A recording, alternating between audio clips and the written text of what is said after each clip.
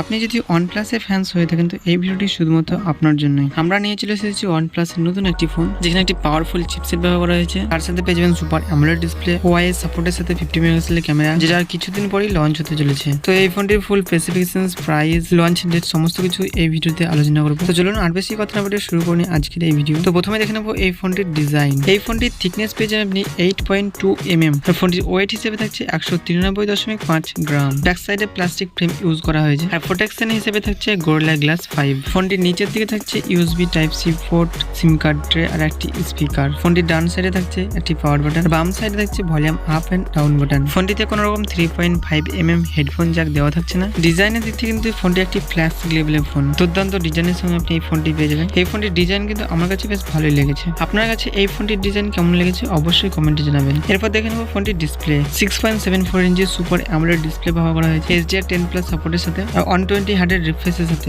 এর pick brightness যথেষ্ট দেওয়া আছে 1550 নিট। ফোন ইউজ করতে আপনার ইনডোর আউটডোরে কোনো রকম সমস্যা হবে না। ডিসপ্লে কালার যথেষ্ট bright, colourful display. Security sensor হিসেবে দেওয়া আছে আন্ডার ডিসপ্লে ফিঙ্গারপ্রিন্ট, আর এর ফিঙ্গারপ্রিন্ট যথেষ্ট ফাস্ট। এরপর দেখে নেবো এই ফোনটির পারফরমেন্স। ফোনটির পারফরমেন্স হিসেবে কেমন থাকছে। অপারেটিং সিস্টেম হিসেবে থাকছে Android 13 OS 13.1। এখানে একটি পাওয়ারফুল গেমিং চিপসেট ব্যবহার করা হয়েছে MediaTek Dimensity 9000 4 ন্যানোমিটারের সাথে। এর CPU হচ্ছে 1x3.0 GHz আর GPU হচ্ছে Mali G710 MC10। এরপর দেখে নেবো ফোনটির RAM এবং ROM। ফোনটির RAM এবং ROM হিসেবে থাকছে 8GB RAM 128GB storage, 16GB RAM 256GB storage. এর স্টোরেজ টাইপ হচ্ছে UFS 3.1। VGMI, Free Fire, Call of Duty high গ্রাফিক্সের গেমগুলো আপনি স্মুথলি প্লে করতে পারবেন উইদাউট ল্যাগ ছাড়া। গেম প্লের সময় আপনি কোনো রকম heating issue, lag, frame drop দেখতে পাবেন না। আপনি যদি গেমিং এর জন্য একটা ফোন বাই করতে চান তো এই ফোনটা একবার দেখতে পারেন। এরপর দেখে নেবো এই ফোনটির ক্যামেরা। এই ফোনটির ব্যাক সাইডে আপনি ট্রিপল রেয়ার ক্যামেরা সেটআপ পেয়ে যাবেন, যেখানে আপনি 50 মেগাপিক্সেলের মাইক্রো ক্যামেরা পেয়ে যাবেন ওআইএস সাপোর্টের সাথে, 8 মেগাপিক্সেলের আলট্রা ওয়াইড ক্যামেরা আর থাকছে 2 মেগাপিক্সেলের মাইক্রো ক্যামেরা,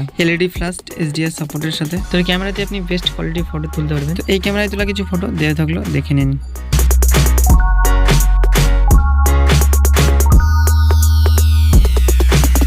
এই ক্যামেরাতে আপনি ভিডিও শুট করতে পারবেন 4K 30fps 60fps 1080p 30fps 60fps 120fps। ফোনটা আপনার 16 মেগাপিক্সেলের সিঙ্গেল ক্যামেরা ব্যবহার করা হয়েছে HDR সাপোর্টের সাথে। ফোনটা আপনি ভিডিও শুট করতে পারবেন 1080p 30fps। এরপর দেখে নেবো এই ফোনটির ব্যাটারি। ফোন যতই ভালো হোক, পারফরমেন্স যতই ভালো হোক, ব্যাটারিটা ঠিকঠাক চার্জ সার্ভিস না দিলে আপনি মোবাইল চালিং মজা পাবেন না। তো এই ফোনটিকে পাওয়ার দেওয়ার জন্য থাকছে লিথিয়াম পলিমার্কেটের 5000 mAh ব্যাটারি। আর ফোনটিকে দ্রুত চার্জ করার জন্য থাকছে 80 ওয়াটের ফাস্ট চার্জার, যেখানে আপনি 15 মিনিটের মধ্যে 60% চার্জ করে নিতে পারবেন। আর 100% চার্জ হতে সময় নেবে 32 মিনিট। তো এই ফোনটিতে সেন্সর হিসেবে সব রকম সেন্সর দেওয়া আছে। আর সিকিউরিটি হিসেবে আন্ডার ডিসপ্লে ফিঙ্গারপ্রিন্ট, যেটা প্রথমে বলেছিলাম। কানেকশন হিসেবে থাকছে wifi, Bluetooth, GPS, NFC, FM recording থাকছে না, USB টাইপ সি 2.0 OTG সাথে। ফোনটিতে নেটওয়ার্ক সাপোর্ট হিসেবে হচ্ছে 2G 3G 4G and 5G নিয়ে আপনার কোনো ধরনের সমস্যা হবে না। 16টা ব্র্যান্ড ব্যবহার করা হয়েছে 5G, যেটা আপনার এরিয়াতে একটা না একটা সাপোর্ট করেই যাবে। এর লঞ্চ ডেট হচ্ছে জুলাই মাসের ফার্স্ট উইকে। এর প্রাইস হিসেবে আপনি পেয়ে যাবেন 30 থেকে 35 হাজার টাকার মধ্যে। আপনি যদি একটি ওয়ানপ্লাসের ফ্যান্স হয়ে থাকেন আর এই ভিডিওটি যদি আপনার একটু ভালো লাগে তাহলে লাইক করবেন, চ্যানেলকে সাবস্ক্রাইব করে নেবেন। তো দেখা হচ্ছে এরকম নতুন কোনো ভিডিও নিয়ে। সকলে ভালো থাকবেন। আজকের মতো এতটুকুই।